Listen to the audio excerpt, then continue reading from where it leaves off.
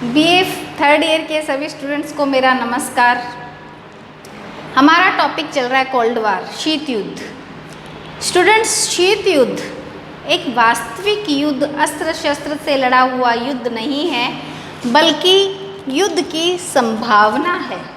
ठीक है, यहाँ वास्तविक युद्ध नहीं बल्कि संघर्ष, तनाव की स्थिति है। संघर्ष और तनाव की स्थिति है। और यहाँ पे क्या है, युद्ध का भय है कि संभावना के अलावा यहाँ पे भय बना रहता है, युद्ध होने का भय है। इसके अलावा हमले का भय है, हमले का भय बना रहता है। और इसके अलावा यहाँ पे देखिए, हम देखेंगे शीत युद्ध अस्त्र और शस्त्र से लड़ा हुआ युद्ध नहीं है, बल्कि क्या है, केवल एक भय है, तनाव की स्थिति है, हमले का भय है। और यहाँ पे हम देखेंगे कि फर्स्ट वर्ल्ड वार जब हुआ था, फर्स्ट वर्ल्ड वार हुआ कब से कब तक हुआ, 1914 से लेके 1918-19 में फर्स्ट वर्ल्ड वार हुआ। देखिए, ये हमारे लिए काम का नहीं है, लेकिन सेकेंड वर्ल्ड वार जब हुआ था 1939 से 1945 के मध्य सेकेंड वर्ल्ड वार हुआ था। स्टूडेंट्स, सेकेंड वर्ल्ड वार में दो प्रकार के गुट थे। पहला गुट तो जो था वह मित्र राष्ट्र था, मित्र राष्ट्र था। मित्र राष्ट्र में यूएसए था, फ्रांस था, ब्रिटेन था और यूएसएसआर था। ठीक है स्टूडेंट्स, ये सारे मित्र राष्ट्र थे। और दूरी राष्ट्र, दूरी राष्ट्र में जर्मनी, जापान, टोक्यो, बर्लिन, रोम, इटली इसके साथ था। देखिए, रोम, बर्लिन, टोक्यो। तो रोम जो है वो इटली की राजधानी है, टोक्यो जापान की और बर्लिन जर्मनी की राजधानी है। रोम, बर्लिन, टोक्यो हम पढ़ते हैं। इस सेकेंड वर्ल्ड वार जो था 1939 से लेके 1945 के मध्य हुआ। अभी देखिए, हम कर रहे हैं कि दो महाशक्ति के रूप में दो राष्ट्र इनमें से उभर कर आते हैं, दो महाशक्तियाँ। यहाँ पे हमने देखा सेकेंड वर्ल्ड वार में यूएसए और यूएसएसआर मित्र राष्ट्रों में हैं, साथ साथ काम कर रहे हैं, साथ साथ दूरी राष्ट्र के विरुद्ध में साथ साथ लड़ रहे हैं। लेकिन लड़ते लड़ते 45 तक इनमें आपस में तनावपूर्ण स्थितियां पैदा हो जाती है। और तनावपूर्ण स्थितियां होने के बाद में जब मित्र राष्ट्र विजयी हो जाते हैं और दूरी राष्ट्र की हार सेकेंड वर्ल्ड वार में हो जाती है, तो ये जो दो महाशक्तियों के रूप में उभर कर आते हैं। यहाँ पे एक तरफ यूएसए और एक तरफ यूएसएसआर, ये दो महाशक्तियाँ ऐसी है जो विश्व में बहुत शक्तिशाली हो जाते हैं। और यहाँ पे ये महाशक्तियाँ होने के कारण युद्ध नहीं होता, बल्कि युद्ध की संभावना रहती है। देखिए, जब दो पक्ष होता है, एक पक्ष कमज़ोर हो और एक पक्ष शक्तिशाली हो या ताकतवर हो, तो युद्ध होता है। क्योंकि ताकतवर जो पक्ष होता है उसको ये लगता है कि मैं कमज़ोर पक्ष को जीत लूँगा। लेकिन यहाँ मैंने बोला दो महाशक्तियाँ थी, अर्थात दोनों की दोनों महाशक्तियाँ थी। इस वजह से युद्ध नहीं हुआ, क्योंकि दोनों शक्तियाँ ये जानती थी कि यदि युद्ध होगा तो दोनों शक्तियाँ ही खत्म हो जाएगी और कुछ भी नहीं रहेगा। और यहाँ पे जब सेकेंड वर्ल्ड वार हुआ था तो बहुत जनहानि, धनहानि और सभी प्रकार की हानि हुई थी। दूरी राष्ट्र तो बिल्कुल ख़त्म हो गए और यहाँ तक कि अमेरिका और यूएसएसआर पर भी इसका प्रभाव पड़ा था। इसलिए यह युद्ध का माहौल देखा हुआ था और ये दोनों ही महान शक्तियाँ थी। दोनों ये जानती थी कि हमारे विपक्षी हमसे अधिक महत्वपूर्ण, शक्तिशाली है। इस वजह से युद्ध नहीं बल्कि क्या रहा था, युद्ध की संभावना रही थी। अब ये दो ध्रुवी जो राष्ट्र है अब गुट में बदल गए। अब यहाँ पे दो गुट गुटिये हो गए। यहाँ पे विचारधारा थे गुटिये, दो गुटिये या दो ध्रुवीय विश्व बन गया। विश्व के सभी राष्ट्र में से कुछ राष्ट्र यूएसए के पास, संयुक्त राज्य अमेरिका के साथ चले गए और कुछ सोवियत संघ के पास चले गए। देखिए ये इसके जाने का कारण क्या है। बहुत सारे राष्ट्र हैं, हम एक मैप के जरिए इसे समझेंगे। देखिए स्टूडेंट्स, ये मैप है, यहाँ पे पूरे विश्व के देश हैं, ये पूरा विश्व यहाँ पे समाया हुआ है। मैं तुम्हें ये बता दूं कि यहाँ जो ये जर्मनी है, बर्लिन, यहाँ पे ये बर्लिन है। देखिए स्टूडेंट्स, ये बर्लिन है, यहाँ पे बर्लिन की एक दीवार खड़ी हुई थी।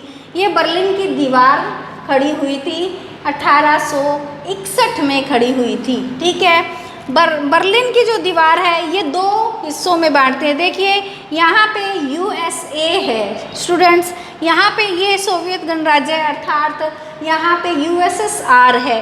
देखिए बीच में बर्लिन, यहाँ पे यूएसए और यहाँ पे हमारा यूएसएसआर है।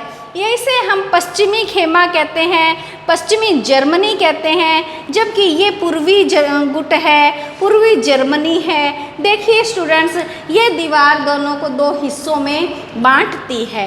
अब यहाँ पे होता क्या है कि यहाँ के जो राष्ट्र हैं वो ये बात करते हैं कि यहाँ पे अमेरिका की सहायता लेने के लिए ये प्रयत्न करते हैं। यहाँ के राष्ट्र इस गुट के साथ हो जाते हैं ताकि यहाँ पे आर्थिक लाभ हमें मिल पाए, क्योंकि संयुक्त राज्य अमेरिका एक महाशक्ति था और ये जो राष्ट्र हैं स्टूडेंट, यहाँ ये राष्ट्र सुरक्षा का वादा करते थे, यहाँ पे आर्थिक मदद करते थे, सैनिक सहायता करते थे और इसके साथ साथ में अन्य छोटे छोटे राष्ट्रों को ये दो महाशक्तियाँ कहती थी, तुम यदि हमारे पक्ष में होते हो तो हम तुम्हें आर्थिक सहायता देंगे, सैनिक सहायता देंगे, हथियार देंगे। इस प्रकार से पूरा का पूरा जो विश्व है इन दो गुटों में बंटना शुरू हो गया और यहाँ पे दो विश्व दो गुटिये या दो ध्रुवीय बन गया। देखिए स्टूडेंट, यहाँ पे ये बर्लिन की दीवार बनने के बाद में या एक बात तुम्हें ध्यान रखना है, शीत युद्ध कोई युद्ध नहीं था, युद्ध की संभावना थी, भय का माहौल था। अब होता क्या है स्टूडेंट्स, यहाँ बर्लिन की दीवार में लेकर यहाँ पे दो गुट बन जाते हैं। अब हम एक बात करते हैं, इन दो महाशक्तियों में आपस में विचारधारा की लड़ाई थी, विचारधारा की लड़ाई थी। देखिए स्टूडेंट्स, यूएसए पूरे विश्व में अपना वर्चस्व स्थापित करना चाहता था, यूएसएसआर पूरे विश्व में अपना वर्चस्व स्थापित करना चाहता था। दोनों देश पूरे विश्व को अपने अधिकार क्षेत्र में लेना चाहते थे, जबकि इनकी विचारधारा ये थी कि यूएसए जो है पूंजीवादी विचारधारा, लोकतंत्र के जरिए यहाँ पे अपना वर्चस्व स्थापित करना चाहता था, यूएसएसआर साम्यवाद समाजवाद के जरिए अपना वर्चस्व स्थापित करना चाहता था। लेकिन होता क्या था, यूएसए हमेशा और हमेशा यूएसएसआर की आलोचना करता था और यूएसएसआर जो है हमेशा और हमेशा यूएसए की आलोचना करते थे। हुआ क्या, देखिए स्टूडेंट्स, यहाँ पे 45 में जब युद्ध खत्म हुआ, ये दोनों खेमे में बंट गए, विश्व दो ध्रुवीय हो गया। यहाँ तक की बात हुई। अभी क्या हुआ, यूएसए अपना प्रचार करने लग गया, विश्व के अन्य देशों को ये बात बोलने लग गया कि तुम यदि मेरे साथ आओगे तो तुम्हें अधिक लाभ देंगे, आर्थिक सहायता देंगे, हथियार देंगे, सैनिक सहायता देंगे, और इधर ये अपना प्रचार करने लग गया। इसके लिए यूएसए ने अपना एक संगठन बनाया, नाटो, एक संगठन बनाया, नाटो संगठन बनाया, जो 4 अप्रैल 1949 को बना, जो 4 अप्रैल 1949 को बनाया। North Atlantic Treaty Organization, North Atlantic Treaty Organization, जो कि 4 अप्रैल 1949 में यूएसए ने बनाया था। नॉर्थ अटलांटिक, अटलांटिक महासागर के उत्तर में या जो देश थे उनके, ये देखिए स्टूडेंट्स, ये अटलांटिक महासागर है। स्टूडेंट्स, ये अटलांटिक महासागर है। यूएसए ने 4 अप्रैल 1949 को एक नाटो संगठन बनाया। जो नाटो संगठन नॉर्थ अटलांटिक ट्रीटी ऑर्गेनाइजेशन बनाया कि उत्तरी अटलांटिक के देशों को हम सहायता करेंगे यदि वो हमारे साथ पूंजीवादी व्यवस्था का प्रचार करेंगे और साम्यवादी व्यवस्था को नीचे गिराएंगे। और यहाँ पे इसी के ही नाटो को विफल करने के लिए 1955 में वार्सा संधि हुई। वार्सा संधि क्यों हुई? नाटो को विफल करने के लिए। किसने बनाई? यहाँ पे यूएसएसआर ने नाटो बनाया, यूएसए ने सैन्य गठबंधन वार्सा, यहाँ पे यूएसएसआर ने। देखिए ऐसे ही एक शब्द आता है सीटो। सीटो जो है 1954 में बना था, साम्यवादियों द्वारा बना था और दक्षिण पूर्वी एशियाई देशों को की रक्षा करने के, दक्षिण पूर्वी एशियाई, देखिए मैंने अभी तुम्हें बताया ये पश्चिमी और ये पूर्वी, दक्षिण पश्चिम एशियाई, दक्षिण में और पश्चिम एशिया के देशों के संगठन को सहायता देने के लिए यहाँ पे बना था सीटो, जो कि 1954 में बना था। दक्षिण पूर्वी एशियाई देशों की रक्षा के लिए बना था। उसके बाद में देखिए 1955 में बना था सेंटो। 1955 में बना था। यहाँ पे ये केंद्रीय संगठन है, यहाँ पे सोवियत संघ को मध्य पूर्व से दूर रखने के लिए। यहाँ पे जो सेंटो बना था 1955 में बना था।